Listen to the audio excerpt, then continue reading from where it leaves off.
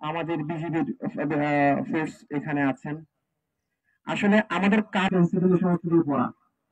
আমার থেকে এই বিষয়টা অনেক বেশি অ্যালার্মিং মনে হচ্ছে। পরিত্যক্তের জন্য আপনারা হয়তো একটা জিডি করেন, আর মানবদ্রব্য নিয়ন্ত্রণ ডিরেক্টরকে মনে হয় আপনারা একটা ইনভিটেশন দেন। একটা বিশাল শহর আমি এটা এসে ইয়ে করবো, বা এখানে হাঁটা ছাড়া অনেক জায়গায় রাস্তাও নাই। এটাকে আপনার সামান্য কিছু প্রোডাকশনের কিছু বা এটাকে প্রতিরোধ করতে পারবো। কিন্তু আমরা যদি মেক্সিকো কিংবা এই সমস্ত বর্ডার যে মাদকের প্রযুক্তি নিয়ে রেখেছে, বাকিটা হচ্ছে গিয়ে যারা করতেছে তাদের নিজস্ব মেকানিজমে তারা করে। অনুষ্ঠানটি অপেক্ষা করতে পারছি না বলে আন্তরিকভাবে দুঃখিত। অন্ধকারময় করে মাদকাসক্তি কেবল একজন ব্যক্তির শারীরিক ও মানসিক স্বাস্থ্যকে নষ্ট করে না, বরং এটি পরিবার, সমাজ এবং রাষ্ট্রকে অসামাজিকতা, অপরাধ ও অনৈতিকতার দিকে ফেলে দেয়।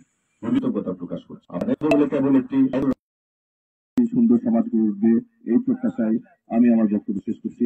আল্লাহ হাফিজ।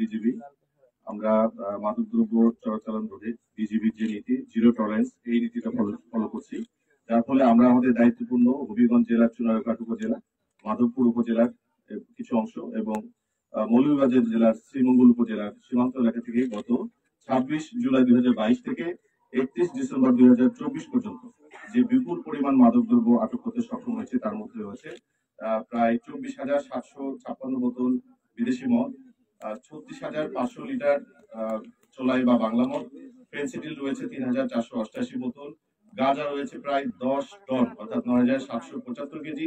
এছাড়া ইয়াবা, ট্যাবলেট, বিয়ার, স্কপ সিরাপ এবং অন্যান্য অবৈধ কিছু আছে, যার আনুমানিক সিজার মূল্য হচ্ছে 7,42,36,36,331 টাকা।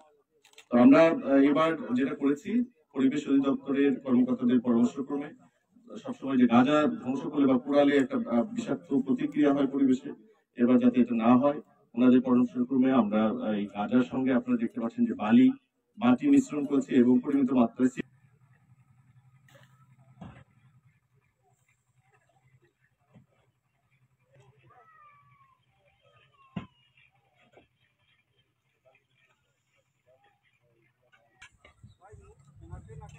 অনেক বড়।